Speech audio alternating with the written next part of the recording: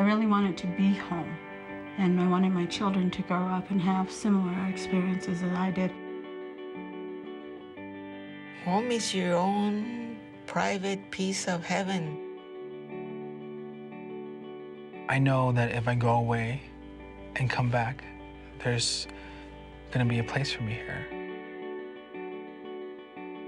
Home is a really hard concept for me. I can see it, I can taste it, but I need to create it. That's home for me. When I was a child, the res was home. Like playing on the res with my cousins, riding bareback with my cousins, that was home. That was familiar to me. The reservation, that's all we know. We never went outside of the reservation when I was growing up. There's something about this place, and I think that was my connection, you know, having come home to this beautiful place. Hey, I'm gonna keep going. I'm an elder, I have that strength. I have that hope. I have dreams that I have to complete.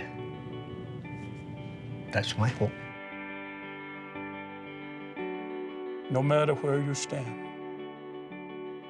remember, no matter where you're at, you are at the center of the universe.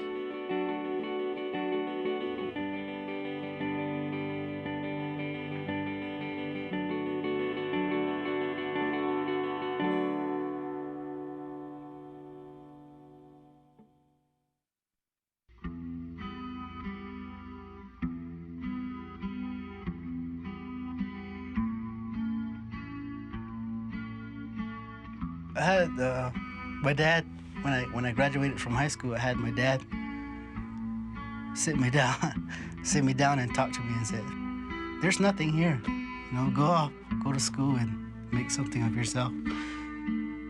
There's nothing here." But he's wrong. If we don't teach our kids about the values, their culture, we're going to be worse off down the road. We're going to have more violence, more diabetes, more alcoholism. Listen, you name it, we're going to have more of it because the kids lose their identity. They have no tie to the land. They have no roots. This one man told me one time, you should be strong like a huge ironwood, the big ironwood, that the roots go way down there to the earth. And when the strongest winds come, it'll just barely move it because it's so strong. That's the way it should be, and that's the way our kids should be. But without that base, that knowledge of the language, the culture, the identity, they're going to fall to other things. There was a time when I wasn't proud to be an O'odham. You know, it took me living on the other side of the world to realize that, you know, I really do come from a huge, rich culture. I went away to school in Phoenix since 4th grade. And when I graduated in Phoenix, I went over to Flagstaff.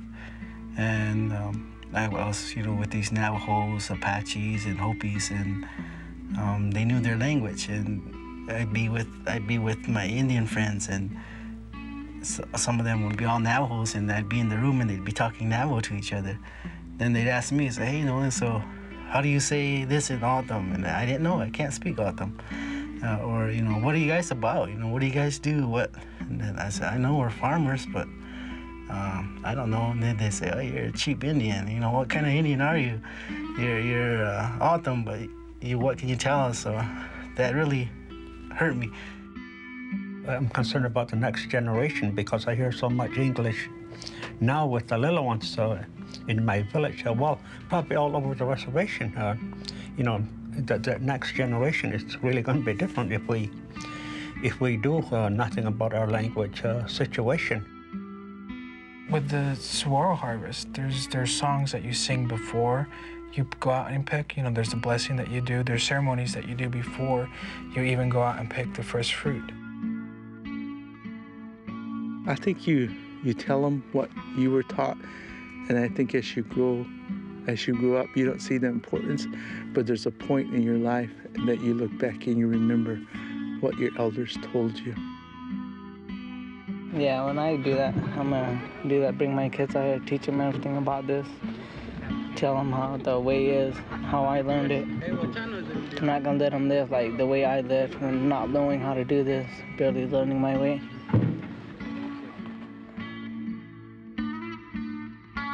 And if we give up that cultural practice of gathering, we lose other things. We have something to offer, and our culture and our language is beautiful. It's a good life here. It's home.